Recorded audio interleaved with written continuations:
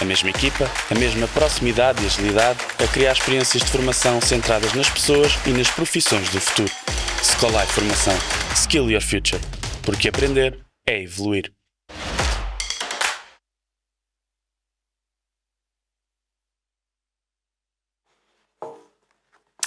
Então, bom dia a todos de novo. Vamos retomar os trabalhos. Temos a sala ainda assim a meio de gás, o que é uma pena, porque vamos ter agora aqui uma intervenção interessantíssima. Vamos continuar nesta nossa senda por perceber como é que podemos otimizar as produtividades e chegar a explorações mais eficientes.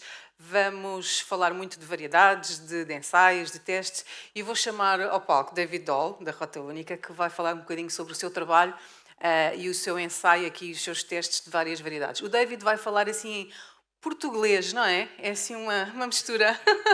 Vamos tentar. Muito bem, David, o palco é seu. Portanto, vamos tentar chamar mais gente. Obrigado. Olá. Desculpa. Estou agradecido para uma oportunidade para falarmos contigo e para mim sempre é um bom tempo para desenho de folhas e falamos sobre uma coisa I love almonds. I provided a QR code. Nós temos QR code para download folhas. Porque folhas tem muitas palavras e normalmente não faz folhas com muitas palavras, mas se nós falamos em inglês, se falar em inglês, ajuda muito. Pode começar. If you're selecting an almond variety and it's based on this, don't plant almonds. Almonds varieties should be planted upon conditions that you're having within your farm, the conditions of the climate, as well as what your expectations are within the market. And what's interesting with varieties is that it takes 30 years to prove a variety. Everyone thinks, a variety after 5 years of testing, being released from a nursery, it's proven. It's not. It needs time to be planted across a wider area, a larger zone, to determine the weaknesses and the strengths of those varieties. We've all seen good examples. In fact, the history is littered with hundreds of varieties that didn't function beyond a very localized zone. So to give some examples of varieties that have been around for a long time, Guara is actually Tono. Tono is an Italian variety that was discovered in Sicily in southern Italy, and it was introduced as the first self-fertile almond in the 1970s, 50 years. Laurent, or Avigor, it's a French variety introduced in the 1980s, was found in the late 70s, but introduced into production in the 1980s. Nonpareil, California, 1920s. Monterey, Butte, Padre Comal, other soft shell varieties that are planted widely in the 1970s. So it gives an idea it takes a long time to prove a variety. So what are some exceptions to this that haven't proved out? We all are aware of what happened with Viro. We're all aware of in Portugal the complications we had with Soleta. As varieties are moved and planted to new zones with new conditions, we have more problems. So how do we select a variety? Well, for me, it depends on what we're wanting to do. I look if I want to plant a self-fertile or non-compatible variety. I want to look at the orchard design, think about flowering, think about harvest, look at the tolerance to disease and insects, and look at the profitability of those varieties. So let's start.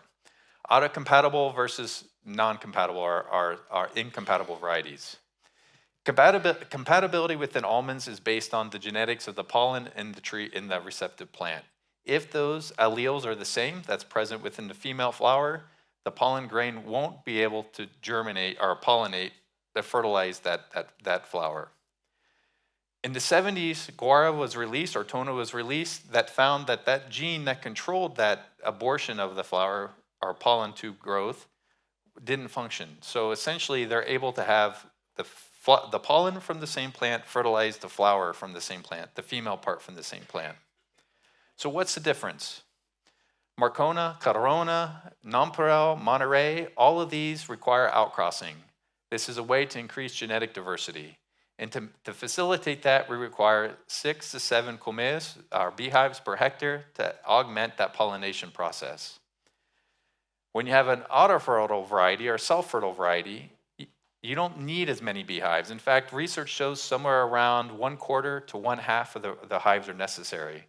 And these are varieties that we're very familiar with: Guara, Laurent, Bologna, Penta, Independence, Shasta, as a few examples. So why does this matter? Because it affects the orchard and how we're laying out the orchard. So in an autocompatible and a self-fertile variety orchard, what you're seeing is you can plant solid blocks. And you plant solid blocks because it helps you with efficiency at harvest, efficiency at flowering, generally operational efficiency. If you're planting incompatible varieties, you need to alternate rows. So you're typically planting 50% of the variety that's premium and then alternating it with 2 pollinizer varieties to assist with pollen transfer. This requires 2 harvests in order to harvest the same amount of zone. So now we know if we want to plant a compatible or an incompatible variety, let's talk about the system. So we'll start with HD. A high density system is somewhere around 200 to 500 trees per hectare. They're planted where the trees are closer than the rows. So the rows have a wider spacing than the trees. And the whole idea is that you operate under the canopy. So you're generally using these to irrigate at a certain volume in order to maximize tree growth and lift the canopy up higher into the air to capture as much sunlight per tree as you possibly can. This is also used in dryland situations, as we saw before, in which they're maximizing the soil volume available to the tree to provide water through the dry zones. We also have SHD systems, which is essentially a fruiting wall structure, of which we're planting somewhere around 1,500 to 3,000, 3,500 trees per hectare. This harvest is actually done over the top and requires varieties that tend to hang on longer. So what I mean by that is you want to have a variety that has a reduced windfall rate. So windfall means as you get closer to harvest and you start getting some winds from those fall storms, the nuts drop to the ground. You're not able to harvest them within these systems. And therefore, it's important to look at a variety and how it shakes, but also how it maintains those nuts before it drops to the ground. And that's a little different than an HD orchard, where you're shaking everything to the ground or you're shaking something to the ground to dry. Now, which one's better? And this is up for debate, and I'm not here to enter the debate, but I want to show some data that came from a paper that was recently published in 2019 that showed one of the first generations of super high density on Root Pack 20 versus high density on GF677. You can see the water application rates, roughly 6,700 cubic meters versus around 8,000 cubic meters, and you can see the yield. The yields were alternating around 1.5 ton versus around 2.2 ton within the HD block. And when you look at the amount of kilos produced per cubic meter of water, which I deem as the most efficient factor, you can see that you do see some lower production per cubic meter of water within the SHD zone. But it is important, as was mentioned before, that this was a first generation orchard, and some of this technology has changed.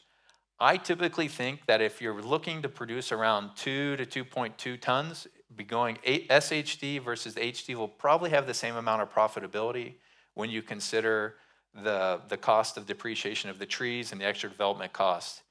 There does appear to be a slightly lower operational cost with SHD orchards, and most of that is tied to harvesting systems. So which variety or which system you want to plant, it's up to you, but it should take into account. If you have a nice, flat, level, deep soil, I think you'll end up with better productivity in an HD. If you're on hills with rocks and you're not able to harvest off the ground, you'll probably have better luck with an SHD orchard, super high density orchard. Now, rootstock selection is also a part of variety selection. You have to be careful with new varieties in rootstocks. So we're looking at 3 different photos that are showing varying degrees of incompatibility or compatibility. On the left, you're seeing a compatible rootstock. The rootstock and the tree have a flush union. That's usually a good sign of compatibility. In the middle photo, we're starting to see some level of incompatibility in which there's an overgrowth of the rootstock onto the scion. And then the third is a failed compatibility in which you're seeing that there's a line starting to form between the graft union and the rootstock. So why does this happen? It's because the genetics of the scion do not essentially match the genetics of the rootstock. How frequently does this happen? It tends to happen more when we release either new rootstocks or new varieties. So as we're putting new rootstock, new variety combinations together, we can see an increased risk of this. So as a farmer, what do you do to prevent it? Easy. You just want to make sure that there's a lot of different plantings with the rootstock and the variety that you want to plant. But as a nursery, or as you're say testing a limit and you're putting on new varieties on a new rootstock, you may have some challenges. So approach with caution. Generally, plum parentage rootstocks have more incompatibilities associated with them than peach or peach almond parentage rootstocks. Selection based on flowering timing. So there's two things to consider when you're looking at flowering: risk of frost and then winter chill. So risk of frost is obvious. It's temperature below -2 degrees Celsius, and the risk of winter chill are the second component being how much winter chill we're accumulating. With chill, there's two processes. We use chill to model complicated physiological processes that are within the tree. And we say, well, we need to get this many hours and we're going to have this type of flowering. It's not that simple. There's flower development as well as respiration that is going on through that winter period. Remember, the trees don't have leaves. They drop them in the fall. They're relying on their stored carbohydrates through the winter. So you need the cold to allow the flower buds to develop from vegetative buds to flower buds, and you need the cold to reduce the rate of respiration to provide the tree to have more energy as it comes out in the spring. If you have a warmer winter, it burns the tree will burn more, have a higher rate of respiration, it will burn more carbohydrates through that period of time that can lead to a weaker flowering, or in some cases like Laurent, bud drop. So let's look at chill. We know there's low chill varieties, Marcona, Shasta. We have some medium chill varieties, from around 350 to 450 hours. It's a long list, as you can see. High, moderately high, as well as high, so Penta, Macaco. And it's important to think about chill and rest breaking and when these break as not just the processes we mentioned, but also the accumulation of cold, which is critical through the winter months, and the accumulation of growing degree days through the spring that allows flowering. An example of that we've seen in a variety trial is Marinetta and Constanti. They're two varieties that tend to flower pretty close to each other, but Constanti sets crop when Marinetta does not in low chill years, which is telling me one has a different chill requirement for flower development versus heat for rest breaking. So let's look at an example. This is an ensayo, a variety trial that we have in Algestrel. We planted this in 2022, and we planted 13 varieties that include both soft shell and hard shell.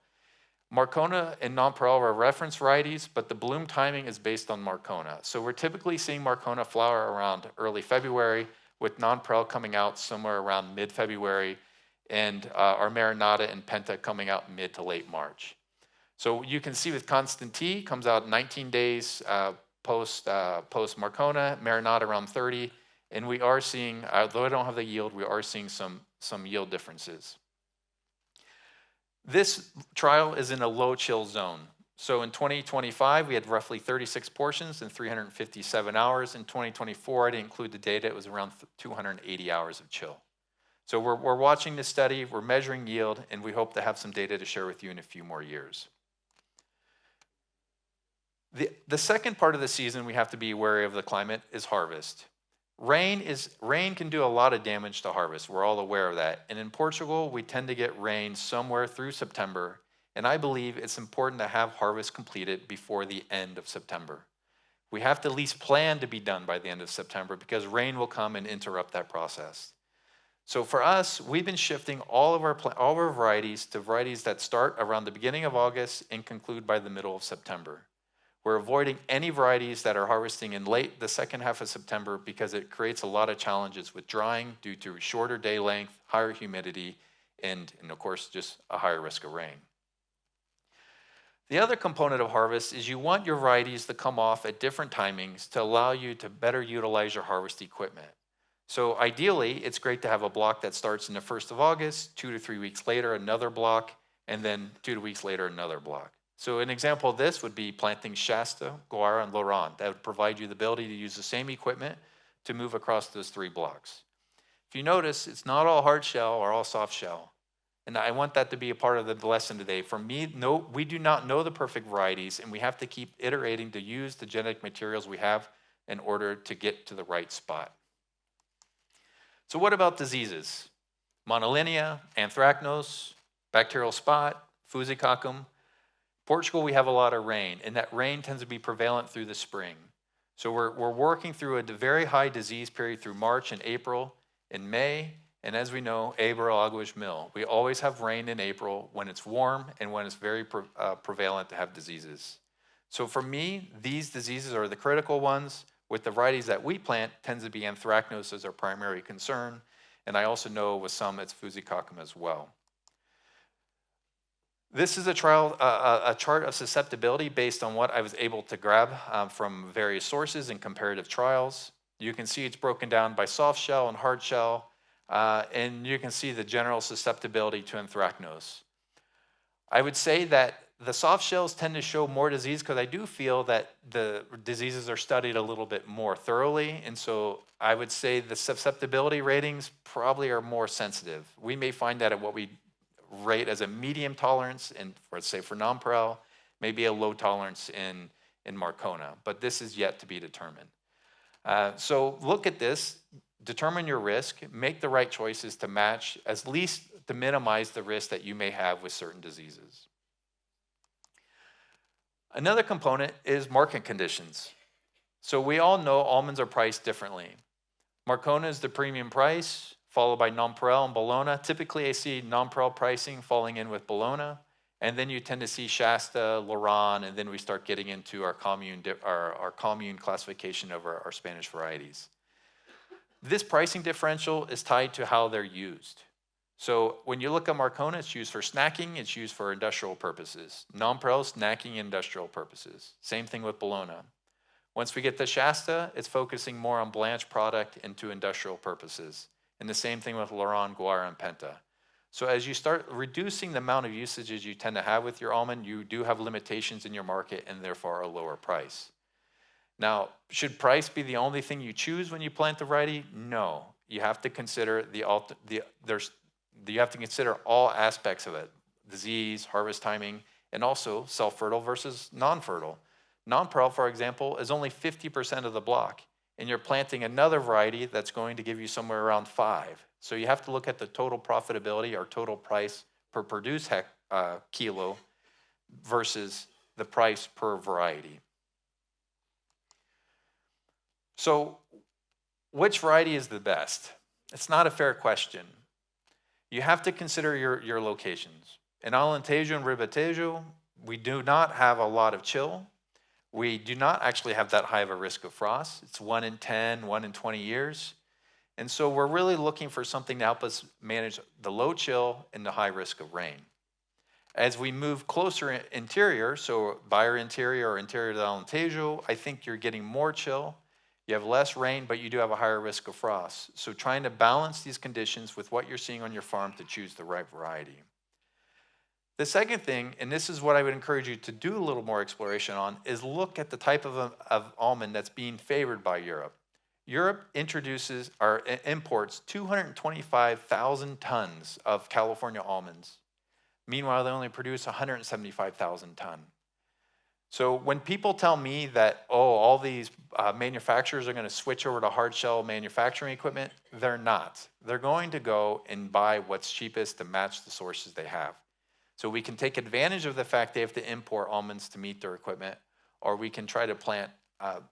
We try to take a fact of the domestic European production.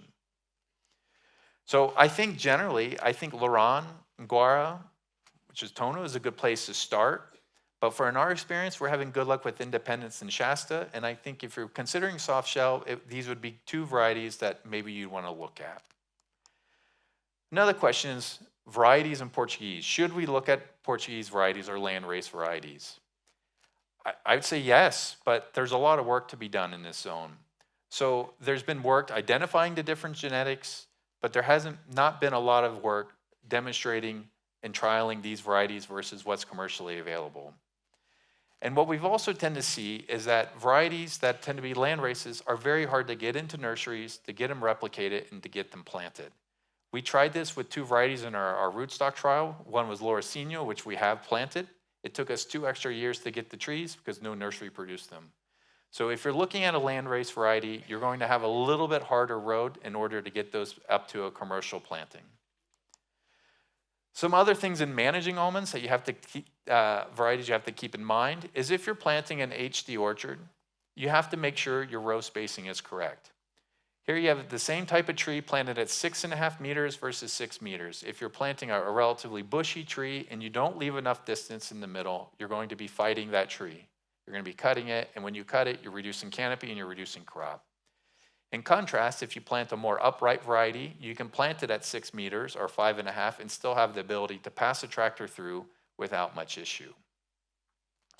And now probably the most controversial topic I'll discuss today, pruning. For us, we prune everything the same, and we do not see a difference in productivity. And people say, well, that's because you're not pruning hard enough or not pruning right. We set up a variety with Laurent in which we pruned it 3 times within the first, second, and third year. You can see marked by the arrows where we topped in the first year, we topped and hedged in the spring of the second year, and then we topped in the spring of the third year, which required 4 passes with the machine versus topping and hedging in year 2 and topping as a second one, and then no pruning at all. No difference in yield. Wasn't my idea. This matches what we've seen in California. In California, they pruned conventionally three branches, 3 primaries, minimal pruning where they just kind of shaped the tree, and then no pruning at all. What they found is the less you prune, the higher your earlier yields. But as the orchard matures, you get to the 8th, 10th, 14th year, there's not much different in production. Well, that's California. That's what I always hear here. Here's IRTA's trial, just recently published. Well, not recently, but this was published from a 10-year study they had, comparing Viro, Marinata with different pruning styles and different tree densities. So as they pruned more, they tightened up the densities in order to maximize early production. And that's what they saw. As they increased the density, they found a higher earlier production. As the trees matured and you got into years 9, 10, and 11, production was the same. So what does this tell me? This tells me one thing, is that you can only capture light once. And once you capture light, you turn it into almonds. You often trade that capture with water. So if you plant tighter, you'll have a faster ramp up, but it doesn't mean you're going to see higher yields at maturity and through the advanced stage of the orchard. So conclusions, 30 years to prove a variety. It's going to take 30 years to prove every variety. If you want to plant SHD or HD, it's your decision. Make it fit your farm. And if you decide to go with these different systems, use the right tools of management to maximize your production. I do not believe that there's going to be a difference in mature production between an SHD and an HD orchard. You're going to gain it in the first few years of yield. Self-fertile varieties are the way to go.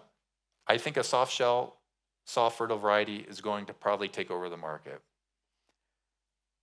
With that, keep in mind that you need to take into account your local conditions, the rain you have, the harvest conditions, and as well as the architecture of the tree when you're choosing a variety and designing your orchard. And with that, I appreciate your attention. And once again, you have the chance to download the slides in case you need them. So thank you.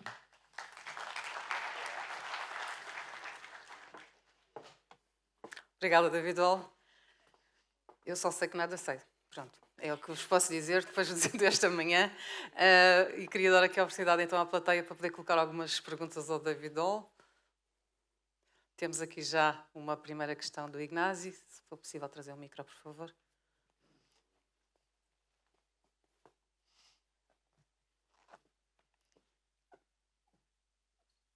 Gracias, David, por la información. ¿Te hablo en español, en inglés o en portugués? Okay. ¿Español? ¿Es okay? I'll try. Yeah, English. No. English. Yeah. No, it's a very short question. Okay. Because you show the results, because we can see that if you are not pruning, at the end the yields are higher than pruning. What do you think about the system of Pola Aragonesa with Polador, that the basis is the summer pruning during the first years, and of course increasing the density of planting? What do you think about this system? Thinking on the physiology on light interception and dry matter partition. Which are the consequences of this?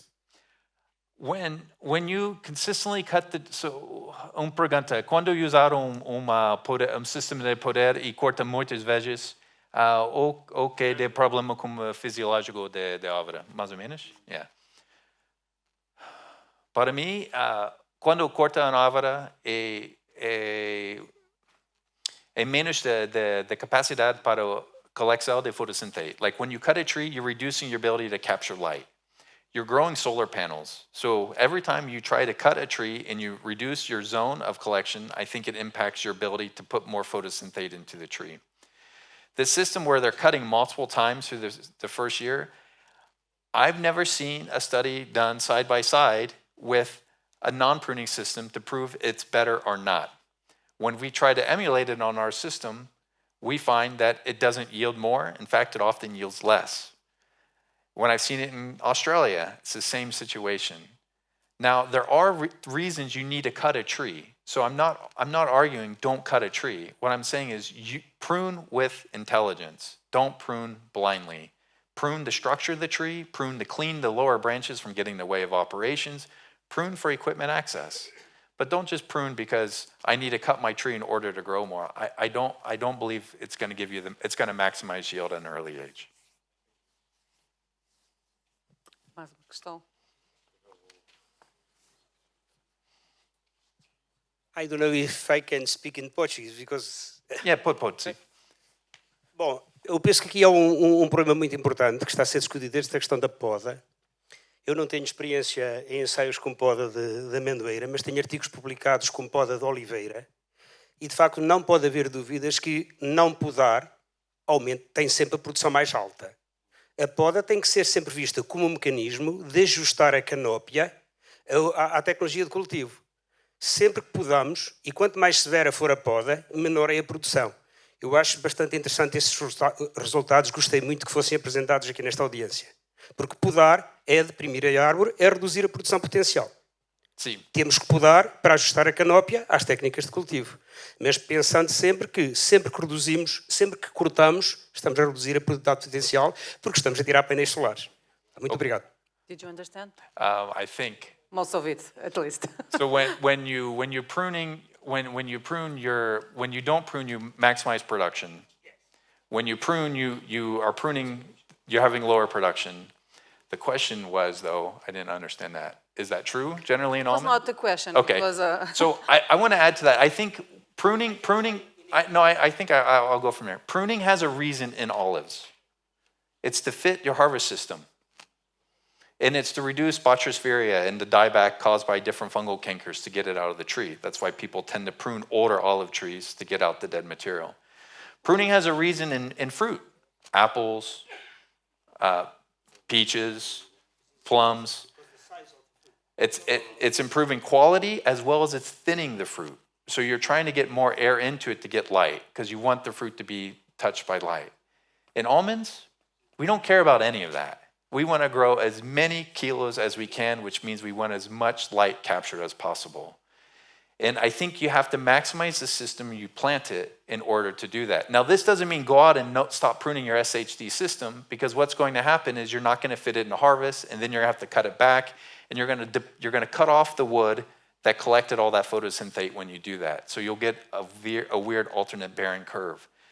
But the idea is to manage that canopy to keep it within the system that you're planting. So you prune to fit your harvesting system. And believe it or not, this is what it all becomes with almonds. If you didn't have to harvest it, you would just grow the biggest tree you possibly could, shake it to the ground, and collect it all. But you're managing other challenges within the farm. And that's why you're using the tool of pruning to assist you with those challenges. By the way, it's the same in walnut. Minimal pruning of walnuts generally yield the most as well. Não estou a ver mais... mais uma última questão. Daniel Montes, não é? Ok. Só uma última questão para não atrasarmos mais. I'm walking towards the edge, but you guys... Hi, David.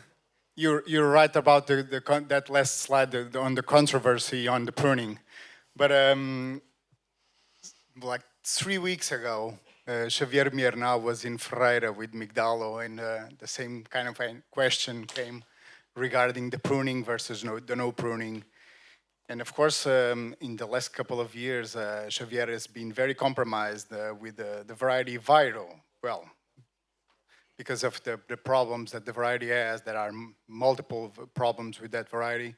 But the pruning, it's something that is working also on the variety. And in the last couple of years, he's been talking about the pruning as a strategy for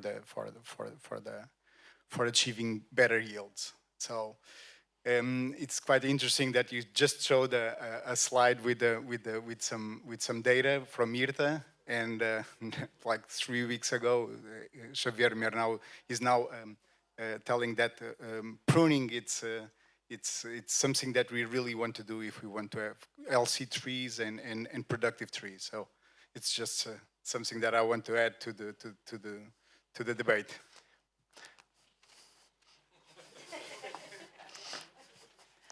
That's all, folks. Okay. Okay, Obrigado. just a minute.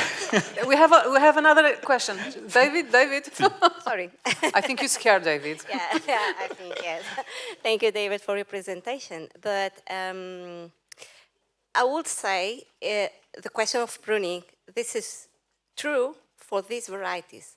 So the old varieties that are producing in spurs, we have to be careful if we are not pruning. So we are producing in woods of 2-3 years. So if we are not pruning, these spurs will become basically inside the canopy, receiving less light, okay? And then the other question, I didn't get it well, the experiment of IRTA, I think 5 years or something like this. But what? 12 years. 12 years. Okay, so I have to check it. But in your experiments, taking into account that we have much more rain than in Lleida, so normally we are pruning to cut the dead wood because the dead wood that is inside the canopy is a source of fungi. So I think you're confusing pruning for a reason versus pruning for yield. First off, I disagree on the spur type. Nonpareil is a spur type producing almond. It is. If you look at a mature orchard, it produces spurs. The reason you don't see spur production on different varieties here is because you keep cutting a tree and you keep getting extension. And if you don't, what you see is your spurs form in your outer 60 centimeters of a tree. That's what we see. And I mean, look, I've had this argument multiple times. What I mean by that is I was told it only works on soft shell varieties. So then we tried it with Louron. Now it only works on Louron in Portugal. Doesn't work on Louron anywhere else. Now IRTA does it. Now it only works on Louron and Marinata and across the thing. So the question is, where are the trials that are testing it? No one wants to test and prove themselves wrong. That's all I'm saying. I have no problem being proved wrong, but the thing I see is every time I ask someone to set these studies up, it doesn't prove the non-pruning versus pruning wrong. So what we've done in our variety trials, we take a minimal approach on pruning. We prune to get out dead wood, absolutely. You want to cut out diseased wood. We pruned our trees last year to remove all the anthracnose, absolutely. So if you're taking away a message that you don't prune a tree, the message should be you prune for a reason. Don't prune to increase yield. That is not true. Prune for orchard access, prune to remove disease, prune to clean the tree so you can shake the tree and harvest it efficiently. All of that is important. But pruning to say, this is what I need to improve yield, I don't believe is true. I don't think it's going to decrease yield. I just don't think it's going to increase yield. And why does that matter? Well, what costs you money? Pruning costs me money. And then I got to get the brush out of my orchard. So I have to prune, then remove the brush, and I don't make more yield. Sounds pretty inefficient in many ways. I think that's more the argument. I think people think pruning increases yield only in the early years. At maturity, there is no difference. Parece-me que temos aqui tema para um dia de conferência, com muita controvérsia seguramente. Muito obrigada, David. Obrigada, foi aqui uma discussão muito viva. Vamos prosseguir. Eu vou, para continuarmos um bocadinho também aqui nesta conversa do que é que estamos a testar ou o que é que poderíamos estar a testar para acertar aqui com o nosso modelo, eu vou convidar Sana Araújo da Morcolab e o André Cardoso da Iberocrops, que eu ainda não vi. Espero que ele esteja cá. Está ali, muito bem. Vou convidá-los a jantarem-se aqui no palco comigo para conversarmos um pouco.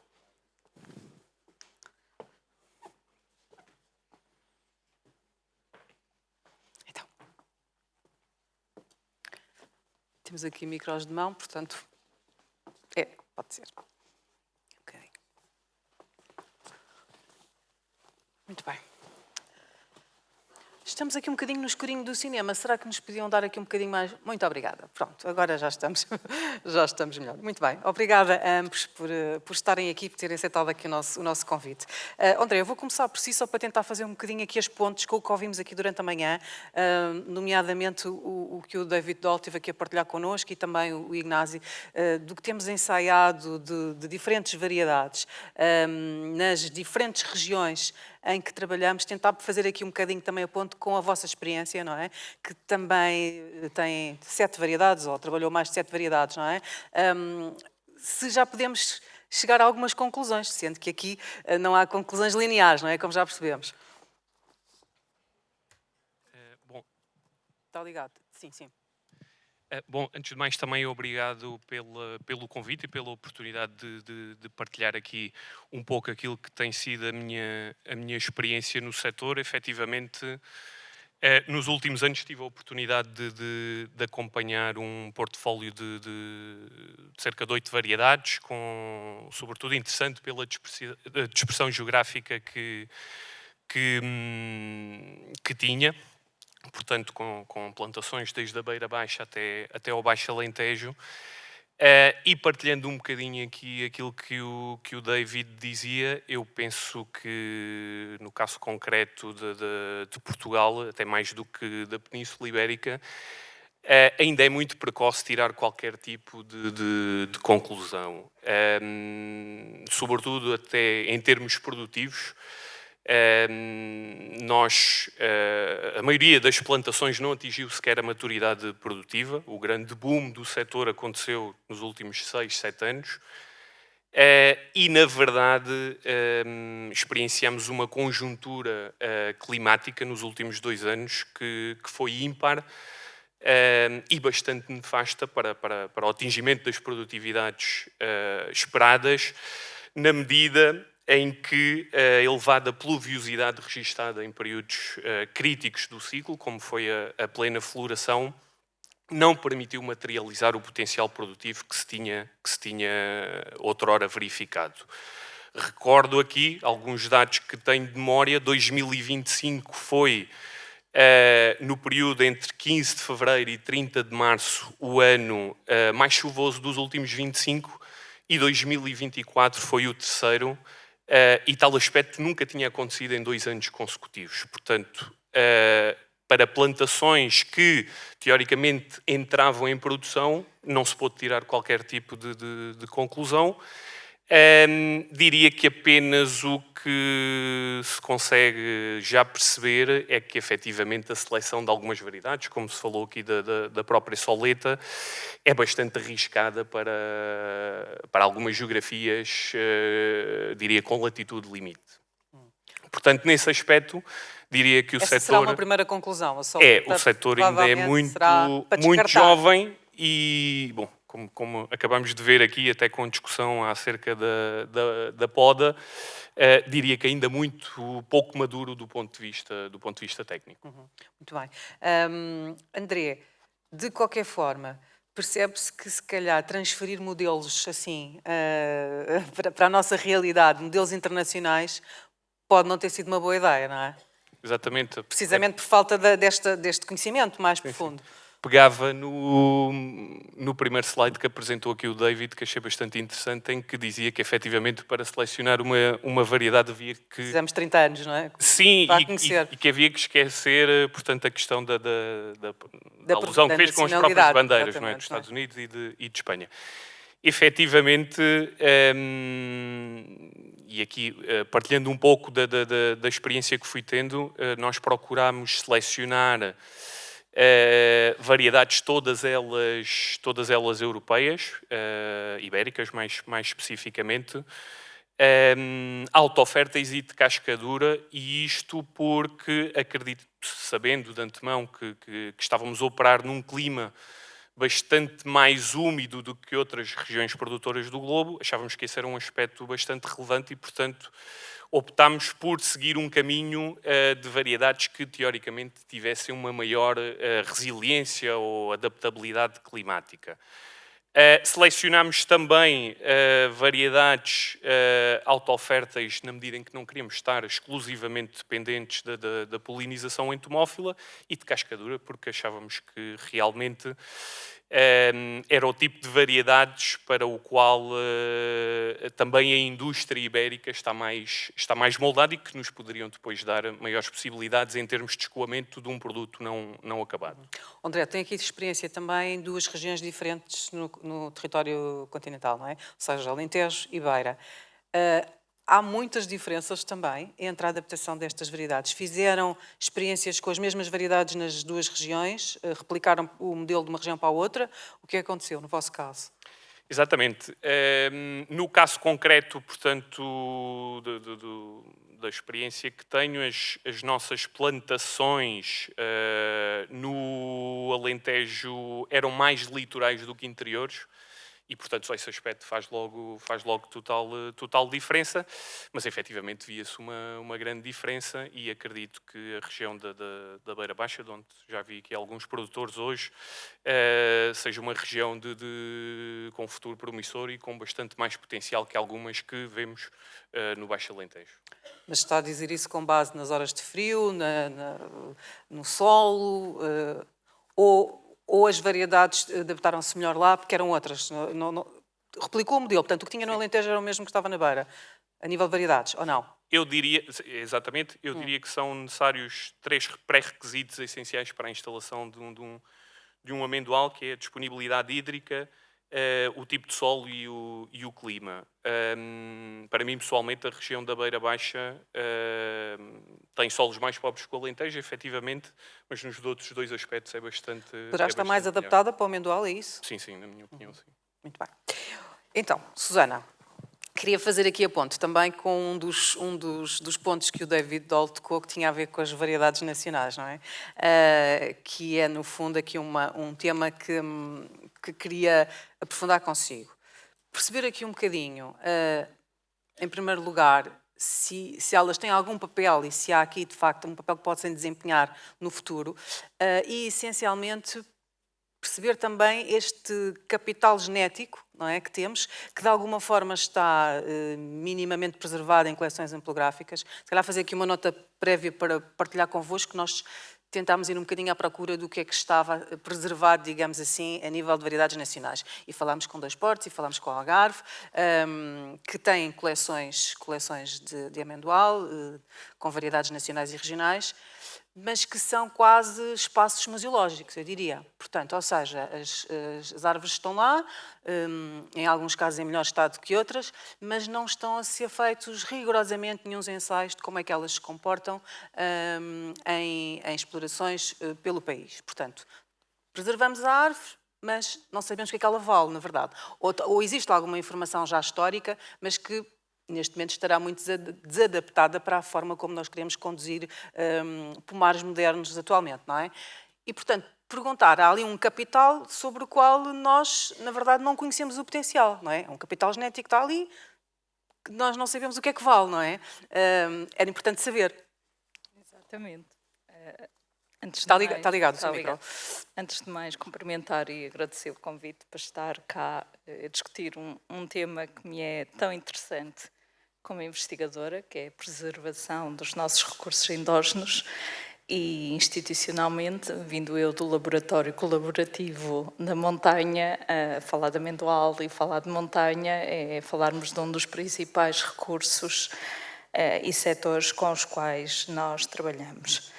Eu diria que as variedades tradicionais portuguesas têm um potencial único que ainda não está explorado. E esta será a principal limitação, porque porque ela não é adotada ou são utilizadas. Se pensarmos que as nossas variedades foram, ao longo destes anos todos, desenvolvidas em condições áridas, que melhores variedades nós teremos, mais adaptadas aos desafios das condições climáticas ou das condicionantes hidrofoclimáticas que encontramos nas nossas regiões. Outra coisa muito interessante é perceber que, em termos de qualidade organolética, as amêndoas provenientes de variedades portuguesas são diferenciadas, são um produto diferenciado. Aliás, nós já temos alguns produtos com reconhecimento DOP e IGP, não é? E isto é aqui que deve ser a aposta. Obviamente que se dissermos a grande ambição é sempre produzir mais, mas podemos pensar noutra forma de ter rendimento, que é procurar pelo valor acrescentado que a produção em quantidade mais reduzida de um produto prémio possa trazer. Por isso, acho que nós temos variedades portuguesas com qualidade organolética e valores associados às características do miolo, de proteína, de óleos, superiores ou idênticos às que estão comercialmente. Agora, existe ainda um trabalho que tem que ser feito, que é conseguir fazer toda esta caracterização, todos estes estudos, que se naquelas que são mais conhecidas e que se investiu mais, os colegas têm dito, são 20, 30 anos, em Portugal este trabalho ainda está na sua infância. Certo.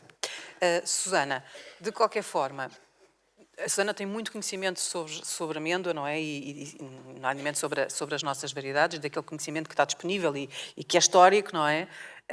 Onde é que lhe parece que há aqui um potencial, até pensando em melhoramento genético, não é? Portanto, não temos que olhar para as variedades per si e pensar que as vamos plantar no dia seguinte. Uma das grandes vantagens das variedades portuguesas é que ainda existe uma grande diversidade, ou seja, muitas das que existiram foram resultantes de sementes que germinaram e que por alguma razão, por alguma característica mais interessante, esta planta, o agricultor achou que esta planta estava um fruto de característica, tinha uma característica diferenciada e o preservou. Por isso, esta diversidade, no fundo, traz em si uma série de características, ou seja, uma base genética herdável que pode ser usada nos programas de melhoramento.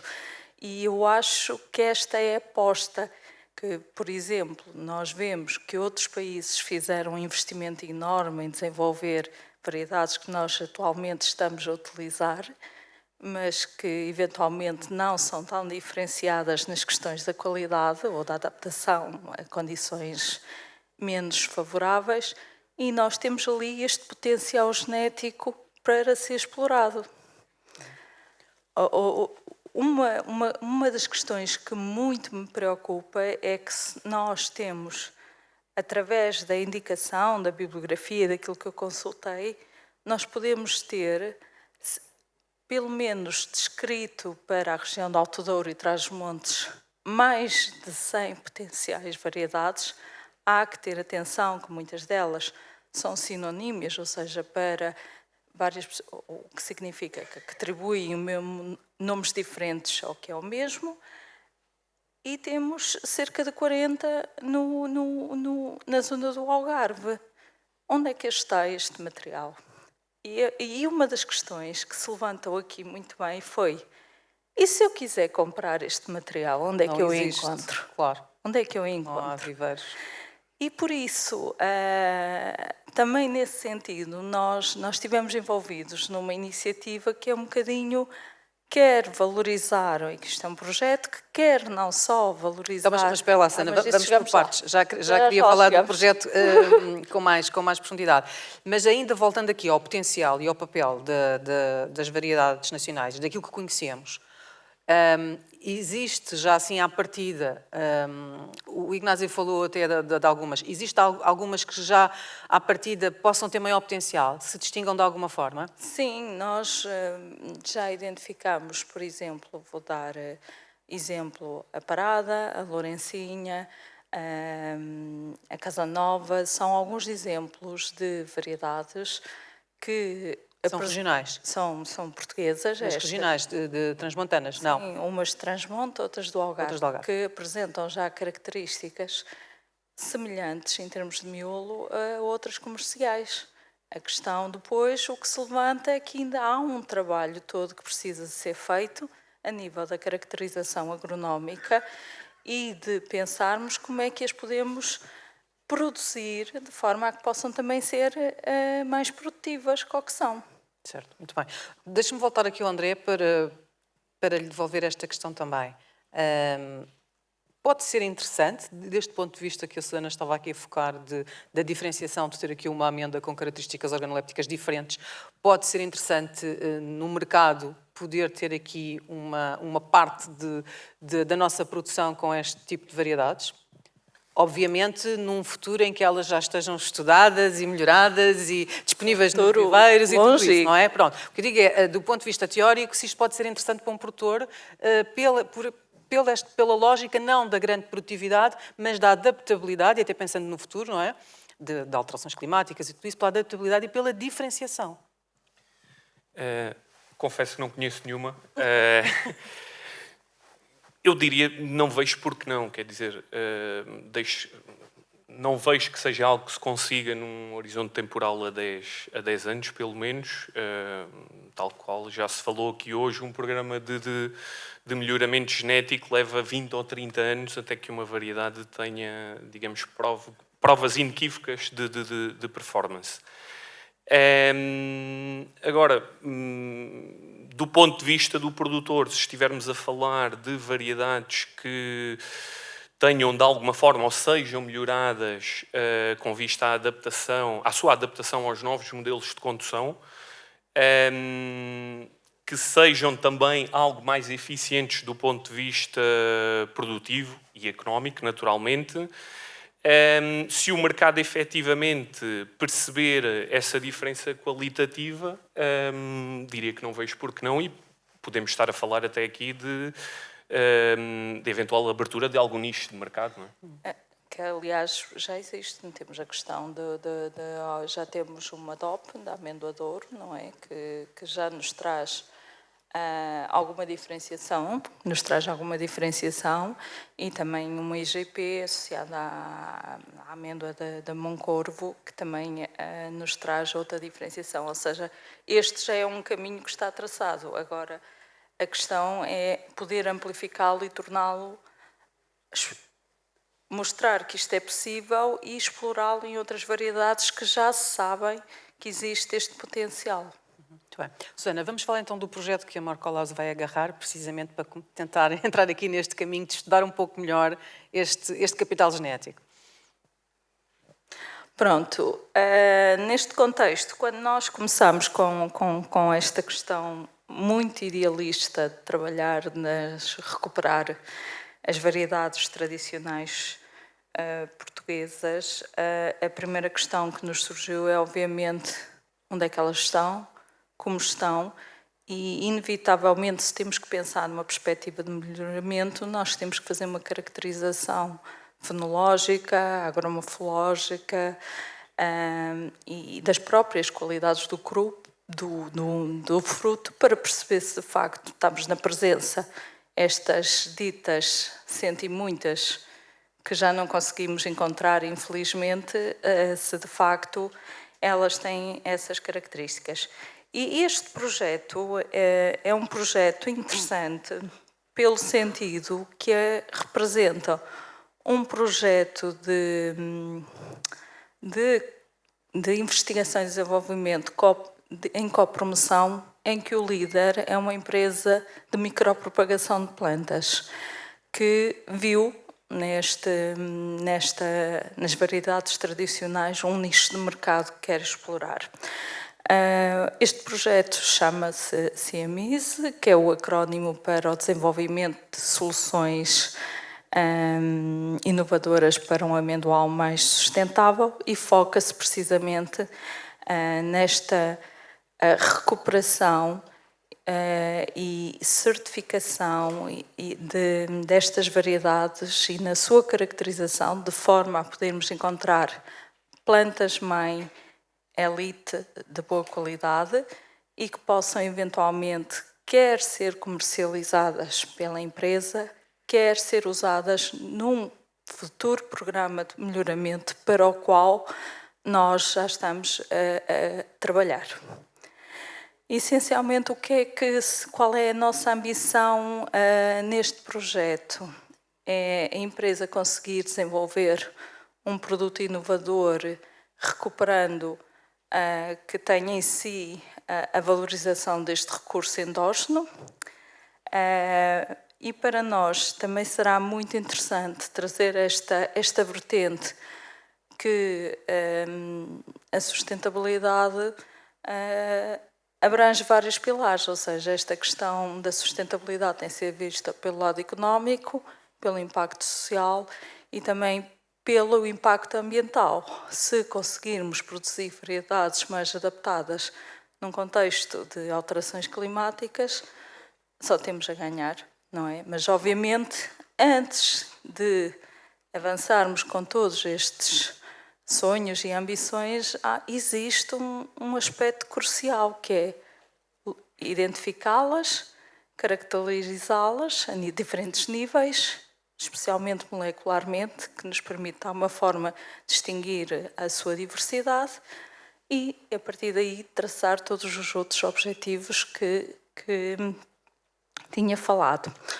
Eu não sei se mencionei, acho que por lapso não falei, disse que era um projeto de copromoção, que era liderado por uma empresa de micropropagação de plantas. Sim. Posso dizer o nome?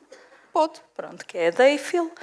E temos como parceiros o Centro de Competências, o Centro Nacional de Competências Fruto Seco, o IPB e o Morcolab, sendo que tem um projeto que tem um grande apoio de associações de produtores, que também veem valor e se identificam com a finalidade do projeto, e com a CCDR Norte e também colaboração da CCDR do Algarve, que nos tem facilitado o acesso aos campos onde se encontra este material e que estão muito entusiasmados com esta iniciativa de poder valorizar aquele espólio que ali está. Osana, mas então, na prática, vamos tentar recuperar o espólio, caracterizá-lo, portanto, estudá-lo de alguma forma e propagá-lo em viveiro. Não vamos conseguir ensaiar nada no campo. O que nós vamos ensaiar, antes de conseguirmos ensaiar, é preciso saber o que é que vamos ensaiar. Exatamente. Pronto, e eu acho que trabalho prévio, este é o critério, é o primeiro critério. Depois, uma vez identificadas estas plantas, que é aquilo que nós chamamos as plantas elites, e nós identificamos uma série de variedades que nós achamos que têm características muito semelhantes às comerciais estrangeiras, mas que ainda não estão no mercado, nós vamos estabelecer formas de as propagar de forma a que elas possam ir para o mercado. Uma das grandes ambições do nosso projeto, são projetos relativamente curtos, mas é pelo menos iniciar testes que nos permitam mostrar a performance destas plantas selecionadas em campo. Obviamente, temos que pensar que são os projetos financiados a 3 anos. O que é que nós esperamos é que isto seja um primeiro passo, e de muitos que eu tenho conhecimento, que outros projetos tentaram fazer isto, mas inevitavelmente não se anda mais, muitas vezes porque estamos condicionados à disponibilidade de financiamento que nos permite seguir com estes projetos. Mas sim, há a ambição de se tentar fazer os primeiros ensaios em campo com as plantas que serão multiplicadas in vitro, para assegurarmos, depois de fazermos a certificação varietal, assegurar também que ela se mantém, e uma certificação fitossanitária. Ao multiplicarmos in vitro, asseguramos a homogeneidade daquilo que obtemos, e depois temos o desafio de as transferir para o campo e ver se de facto elas mostram uma boa performance fisiológica e agronómica dentro do que é possível. Estamos a falar de uma linhosa. Claro. André, podia ser interessante estabelecer aqui algumas parcerias com a investigação e desenvolvimento, no sentido de também trazer esse conhecimento para os campos dos produtores e poder fazer pequenos ensaios, micro-ensaios com algumas destas, uma vez que estas plantas fiquem disponíveis, não é? Uma vez disponíveis, podia ser interessante fazer esses ensaios e ser um investimento também da produção no conhecimento do potencial destas variedades? Eu diria que sim, quer dizer, especificamente no grupo com o qual colaborava até há bem pouco tempo, nós tínhamos um departamento de R&D interno, justamente porque sempre tivemos este mindset de promover, portanto, o conhecimento interno e, sobretudo, o desenvolvimento de novas práticas, nas quais penso poder-se enquadrar perfeitamente o desenvolvimento e a experimentação de novas variedades. Ou seja, podia ser... Há essa abertura e esse mindset também. Susana, diga. Aliás, outra coisa que é bastante importante nesta tipologia de projetos é trazer este conceito daquilo que nós chamamos um consórcio completo, ou seja, poder envolver todos os players do setor, desde da produção, o desenvolvimento, e ao termos associações que se associaram a este projeto e entidades como, por exemplo, a CCDR, que disponibilizam campos para testarmos, isto vai de encontro um bocadinho àquilo que estava a dizer, ou seja, tentarmos fazer que as soluções saiam do laboratório e sejam testadas em ambiente real. Obviamente, 3 anos é muito pouco tempo. É muito pouco. É nada, não é? É nada, muito bem. Nós temos aqui o tempo já muito a finalizar, mas queria dar a oportunidade aqui à plateia também para poder colocar aqui algumas questões. Nós temos, por exemplo, na plateia ali a Filipa, que já esteve aqui connosco de manhã e que toma conta em 2 portos, não? Em 2 portos, disparate, nem Alcobaça, toma conta desta coleção, não é, Filipa? Comerciais, muito bem. Mas temos aqui, portanto, pessoas que também têm aqui esta responsabilidade, no fundo, de tomar conta. Não consigo, penso que não há questões, para não estou a ver aqui. Pronto, muito bem. Então só aguardar o micro. Eu não era uma questão, era mais um comentário. Eu acho que temos de encarar as variedades regionais não só pela sua produção, mas se calhar como porta-enxertos, que é o primeiro, para mim, ser o primeiro ponto. Primeiro porque são variedades que foram selecionadas ao longo dos anos pela sua resistência à secura, foram selecionadas por não terem doenças e foram selecionadas pela sua produção e qualidade da produção. Portanto, acho que devia de ser em 2 caminhos que devíamos olhar. Um era a parte dos porta-enxertos, ensaiá-los como porta-enxertos, já foi iniciado em 90, há resultados em 91, 92, 93, depois o trabalho caiu por outras razões. E depois a questão das variedades, mas teria de ser sempre de uma forma comparativa entre fazê-las em sequeiro, e se pensarmos no futuro, cada vez vamos ter menos água e cada vez vamos ter mais dificuldades em termos de controle das pragas e doenças devido à saída dos produtos fitossanitários, talvez fosse bom não esquecer que devia de ser feito alguma coisa em sequeiro e eventualmente em regadio. E só um comentário, porque isto, como se costuma dizer, quem não sente é filho boa gente, o facto de a Isabel estar a dizer que tem um museu, mas se esse museu não existisse, não existiam essas variedades. E, portanto, claro, as variedades do Algarve estão na coleção em Tavira, as variedades do Norte estão na coleção em Mirandela, que tem sido mantida a muito custo, com alguma carolice de algumas pessoas, porque se isso não existisse, se calhar as variedades já não existiam, não estamos aqui a falar disso. E, portanto, há que valorizar... O que eu digo é que o importante era fazer alguma coisa com elas para as conhecermos. Certo, porque se nós não sabemos o que elas valem, Não vale a pena mas estar... para fazer isso é preciso gente, é preciso pessoas e Isso aí, portanto, como eu costumo dizer, dava para outra conferência. é preciso envolver a produção. Como alguns sabem, tive alguma responsabilidade e tenho nesta área. Nunca nos chegou nenhum pedido para fazermos melhoramento para a amendoeira. E, portanto, nós estamos dispostos para trabalhar desde que haja parceiros que queiram colaborar. Não é dizer o Estado faça que nós aproveitamos. Não. Temos de estar todos do mesmo lado para não estarmos a tirar pedras uns aos outros. E era só esse comentário. Portanto, encarar a questão de as variedades foram selecionadas ao longo dos anos pelas condições de seca, e acho que isso devia ser importante para pensar no futuro e nas pragas e nas doenças, e depois a questão que a colega estava a falar da qualidade. E só mais uma nota, a descrição fenológica e agronómica das variedades do Norte está feita já num livro, portanto a parte biomolecular é que não está. Portanto, há coisas que temos de olhar um bocadinho para trás, isto continuo a dizer, o facto de já termos há alguns anos, estamos sempre com estas coisas, mas é bom fazer coisas novas, mas olhar aquilo que já está feito para não estarmos a gastar recursos nessas coisas. Desculpem lá o comentário, mas acho que deveria de fazer. Sim. Se me permite, eu achei que o comentário do museu, na minha interpretação, não foi depreciativo, mas eu quando vou ao museu vou ver obras de arte e foi com essa interpretação que eu achei, pronto, um bocadinho. Em relação a olhar ao que está para trás, se olhar para trás, eu tenho como livro de mesinha de cabeceiro as descrições que já foram feitas e a verdade que nós temos tido é que nós usamos como base para fazer as descrições dos estádios fenológicos, mas com as alterações que temos tido, muitas vezes datas e previsões são diferentes. E acho que é neste sentido, não estamos a menosprezar o trabalho que já foi feito, ainda bem que foi feito, estamos a trazer novos dados que eu acho que permitem valorizar e é um bocadinho de encontro daquilo que disse, que é caminhando todos juntos é que conseguimos chegar. Aliás,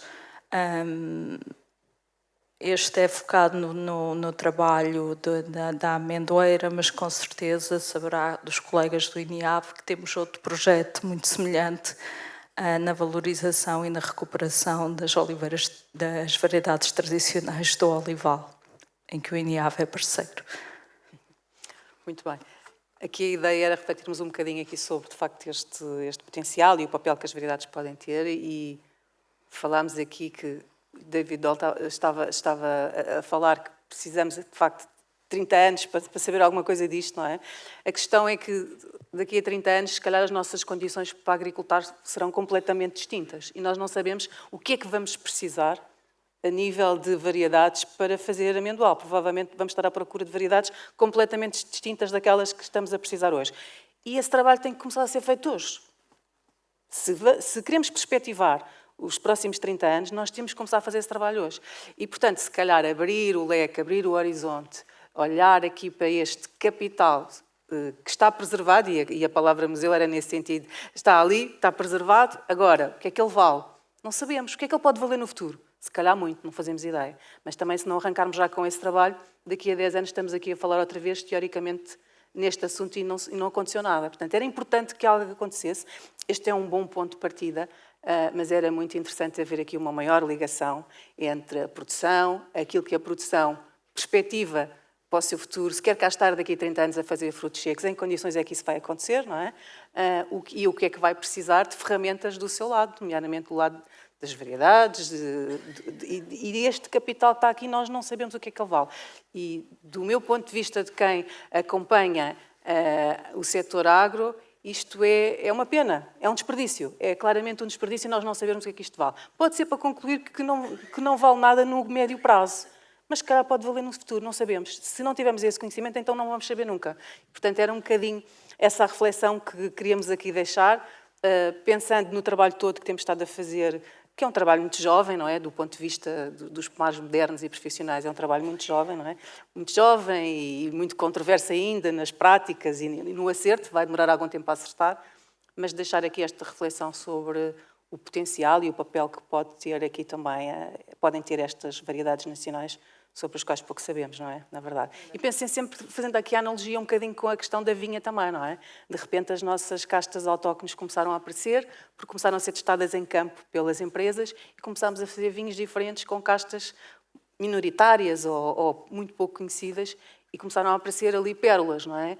Que o mercado valoriza em nicho, não é? Não estamos a falar aqui para mass market. Poderá ser essa também uma oportunidade para os frutos secos? Fica a pergunta. Susana e André, muito obrigada pela vossa... Havia mais alguma questão na plateia que eu vejo muito mal? Ignacio, muito rapidamente. Temos que ir almoçar, que é importante. Una reflexión cortita, pero yo estoy muy de acuerdo en lo que puede aportar esta genética de cara a la biodiversidad y de cara a caracteres únicos, pero a mí me preocupa en qué tiempo vamos a tener esta genética a disposición del sector, porque si hay que caracterizar, hay que evaluar, hay que hibridar y hay que ver los resultados, son 30 años, o son 20 años, o son 10 años. Y esto es lo que realmente me preocupa. Yo creo que hay que lanzar la mirada a las nuevas técnicas de edición genómica. Por ejemplo, Davis ha sacado una variedad ahora, nonpareil, que es autofértil. Este es un trabajo que se ha hecho en 6 años. Nosotros en Florida estamos plantando árboles editados genéticamente por CRISPR resistentes al HLB, al greening. Por lo tanto, yo creo que estas técnicas de edición genética van a ser clave para poder pasar de estos caracteres únicos a una variedad comercial en un proceso relativamente corto, porque si no ya no estaremos la mitad. Por tanto, no lo podríamos ver, ¿no? Y por tanto, creo que va a ser una opción de futuro que nos va a ayudar muchísimo y más cuando la Unión Europea, la Comisión de Medio Ambiente, aprobó el día 28 de enero la autorización de cultivos NGT1 que pasará a los trílogos del Parlamento y seguramente a final de año Europa podrá introducir las variedades editadas genéticamente NGT1 CRISPR o bien cisgénicas para poderlas producir en Europa.